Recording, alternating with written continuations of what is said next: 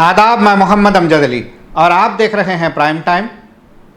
यरूशलेम और अल-कुद्स पर इसराइल की जानिब से गैर कानूनी कब्ज़े को पूरे 53 साल होने जा रहे हैं।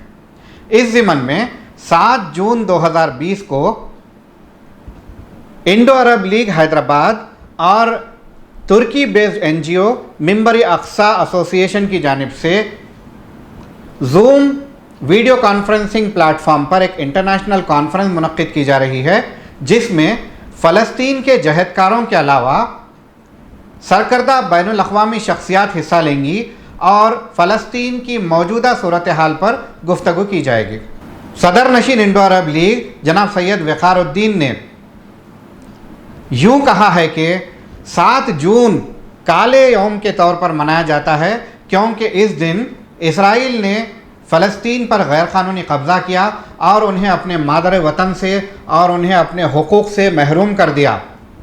इसके अलावा वक़ारुद्दीन ने मिंबर अक्सा फाउंडेशन के जनाब वक़ारुद्दीन ने यह कहा है कि अल-कुद्स को वापस हासिल करना हमारी अव्वलीन तरजीह है और Indira Gandhi, PV Narasimha Rao, IK Gujral, VP Singh, Atal Bihari Vajpayee, Shankar Dayal Sharma, ज्ञानी ज़ैल सिंह, ये सब लोगों ने इंडो अरब लीग की पब्लिक मीट से एड्रेस किया है। और इंडो अरब लीग महात्मा गांधी के वो बिलीफ पर चलता है जिसके मुताबिक फ़लस्तीन अरब्स का उतना ही है जितना अंग्रेज़ी लोगों के लिए इंग्लैंड है और फ्रेंच लोगों के लिए फ्रांस है।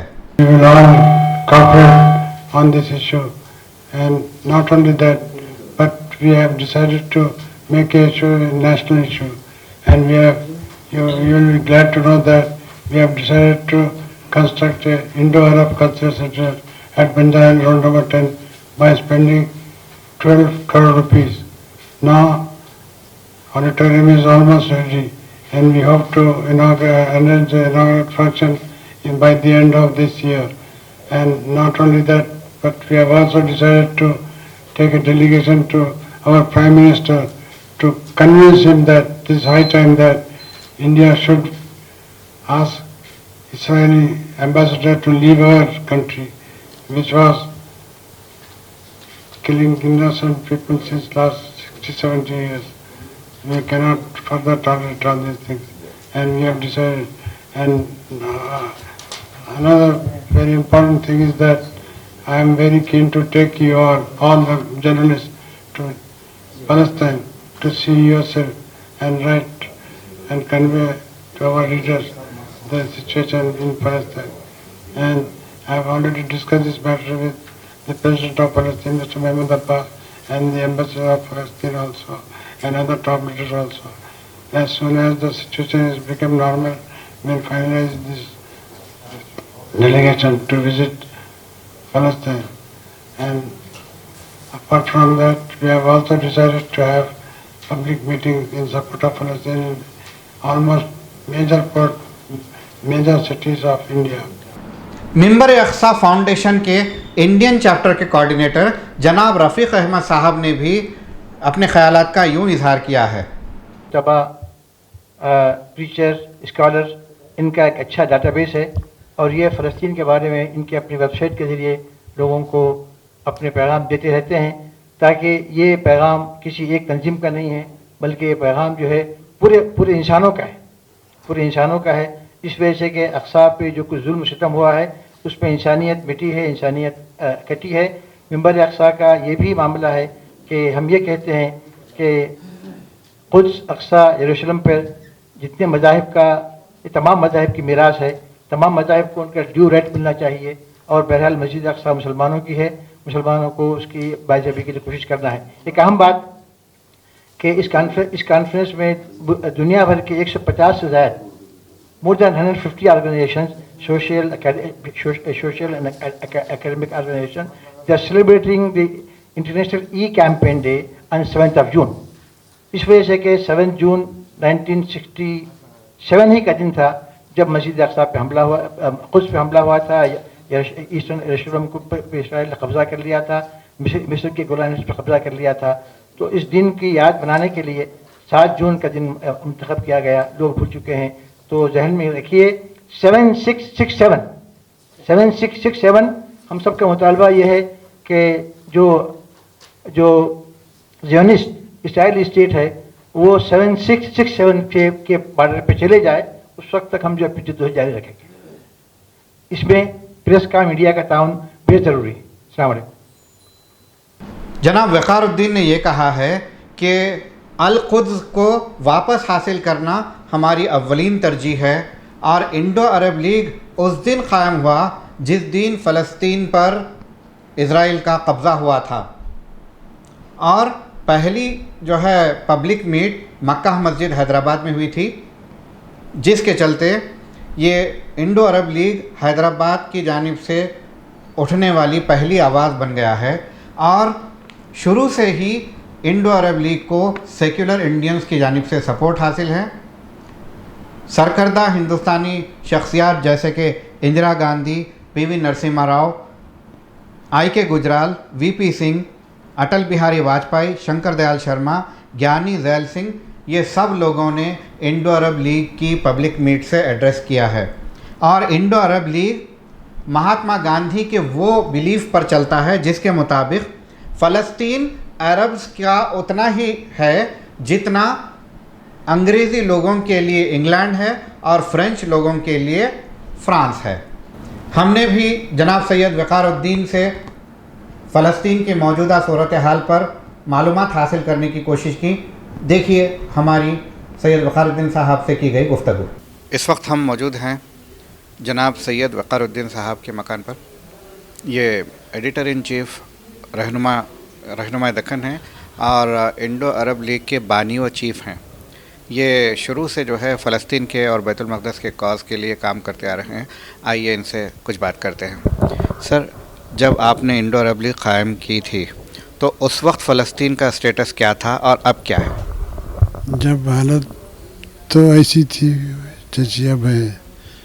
اسرائیل تو بن چکا تھا اور 67 میں وار میں اور علاقے کو قبضہ کر لیے لوگ اور کر کے بڑھ لیے. اب جو جھگڑا ہو رہا ہے، جو علاقے قبضہ کر لیے تھے واپس کرو، بلکہ اس کا اسٹرگل جاری ہے. اور دنیا کے یونائٹڈ نیشن کے ریزولوشن پاس ہو گئے اور یاسر عرفات بھی کوشش کر گئے پرامن طریقے سے اس مسئلے کو حل کریں گے، امن سے رہیں گے. اسرائیل ہمیشہ دھوکہ دیتا رہا اور آج تک بھی عمل نہیں کرتا رہا، بلکہ اور ارادے اس کے بڑھتے چلے جا رہے ہیں. جارڈن پہ ہاتھ ڈال رہا ہے، گولان ہائٹس پہ ہاتھ ڈال دیا. یہ بہت سیریس میٹر ہے اور اس کی وجہ سے دنیا تیسری عالمی جنگ پہ جا سکتی ہے. اب چونکہ ڈونلڈ ٹرمپ بھی جو ہے اپنی ایمبیسی کو جیروسلم شفٹ کرنے کی جو ہے پہل کیے ہیں، کانگریس مین نے اعتراض کیا ہے، مگر اب یہ آگے اور کہاں تک جائے گی؟ یہ صورتحال بڑی خطرناک ہے. اب امریکہ میں بلیک اینڈ وائٹ کا سلسلہ شروع ہو گیا ہے. جیسا انڈیا میں ایک وقت تھا ہندو مسلمانوں کا چلتا تھا، اب وہاں پر بلیک اینڈ وائٹ کا ہو گیا. یہ بہت امریکہ کے لیے خطرناک بات ہے اور اس سے امریکہ کی تباہی شروع ہوگی. سر، آپ جب یہ تحریک شروع کرے تھے تو حکومت ہند بھی فلسطین کے کاز کی تائید میں تھی. موجودہ حکومت اس کے برخلاف اسرائیل سے گلے مل رہی ہے، تو آپ کے کاز کو کتنے حد تک کمزور؟ ہماری حکومت جو ہے، موجودہ حکومت گلے نہیں مل رہی، بلکہ یہ شروع سے پرو یہودی ہے. بی جے پی کا اسٹینڈ شروع سے رہا ہے اسرائیل کی تائید کرنا، اس پہ عمل کر رہے. آج حکمران بنے تو عالم عرب اتنا بڑا ہے، اس پہ اثر پڑتا بلکہ تجارت پہ، کاروبار میں. تو لوگ ذرا محتاط گئے کہ بجائے تسلیم کرنے کے خالی وزٹ کر کے آ گئے، تم اچھے ہم اچھے، تم اچھے ہم اچھے. تو موجودہ صورتحال میں جہاں امریکن حکومت بھی جو ہے اسرائیل کے جو ہے فیور میں کام کر رہی ہے اور ہندوستانی حکومت بھی کام کر رہی ہے، تو آپ کے مشن کو تقویت ملنے کے لیے اب کوئی راہ امید کی کرن ہے؟ نہیں، عوامی طاقت سب سے آگے ہوتی ہے. آج عوام میں شعور پیدا ہو گیا ہے اور عالم عرب میں خاص طور سے نوجوان طبقہ بالکل تیار ہے، کسی قیمت پہ بھی حاصل کرنے کے لیے، جان دینے کے لیے تیار ہے، سب کچھ تیار ہے. اور صورتحال بگڑتے چلے جا رہی ہے اور صورتحال بہت خراب ہو جائیں گی. اسی لیے میں نے کہا ہے اگر یہ حالت ایسی برقرار رہیں گی تو خدا نہ خواستہ تیسری عالمگیر جنگ نہ شروع ہو جائے. تو نوجوانوں میں شعور بیداری کے تعلق سے حکومت ہندوستانی لیول پر اور بین الاقوامی لیول پر کچھ کام ہو رہا ہے؟ بین الاقوامی لیول پہ کام اس طرح ہو رہا ہے کہ عرب جو تحریک چل رہی ہے فلسطین کی وہ لوگ ایکٹیو ہے، اور ہندوستان سے تو ایسی کوئی تحریک نہیں چل رہی ہے، بجائے کہ ہمارے جیسے آرگنائزیشن جلد سے کرے اور عوام کو جھنجھوڑے. یہ چیز جاری رہے گی. عوام کی رہنما کو بنانے میں ایک رول پلے کر رہے ہیں، اور یہی میں نے بتایا کہ ہم یہ طے کیے کہ ہندوستان کے تمام بڑے شہروں میں جلد سے کر کے یہ بتائیں گے کہ حق اور انصاف کی بات کیا ہے. اور اس میں دو بات نہیں ہے جس کو مہاتما گاندھی جی انڈورس کیے، نہرو صاحب انڈورس کیے. اب کیا میں نے کیا، آپ نے کی یہ چیز، تو اس کو ہونا ہے آج کل، یا تو اس کی بھاری قیمت ہندوستان کو ادا کرنے پڑی. ابھی سے شروع ہو گیا، لوگ واپس ہونا شروع ہو گئے ہر وقت، اور معاشی حالت ہماری بگڑ رہی ہے ملک کی. تو سمجھنا چاہیے کہ ہمارے انٹرسٹ میں، انڈیا کے انٹرسٹ میں جو عرب ورلڈ ہے وہ ہے یا اسرائیل یہودی. آج دیکھیے نیوز آئی ہے، فرانس 13% اپنی انکم فلسطین پہ خرچ کرے گا. دیکھا آپ نے نیوز؟ تو چینج آ گیا. فرانس جیسا ایک زمانے میں آؤٹ رائٹ سپورٹ کرتا تھا فرانس سگنیٹ وغیرہ، آج تبدیلی آ گئی. اور اس طرح تبدیلی آئیں گی کیونکہ ہر ایک کو تجارت سے، اپنی معیشت سے دلچسپی ہے، اور یہ چیز شروع ہو چکی ہے. ہندوستان کو بھی غور کرنا پڑے گا، ورنہ بہت نقصان اٹھانا پڑے گا. اس کے علاوہ دنیا میں آپ کے ہم خیال ملک ہوں گے، تو ان کو آپ فیور میں لینے کے لیے کیا قدم اٹھا سکتے ہیں؟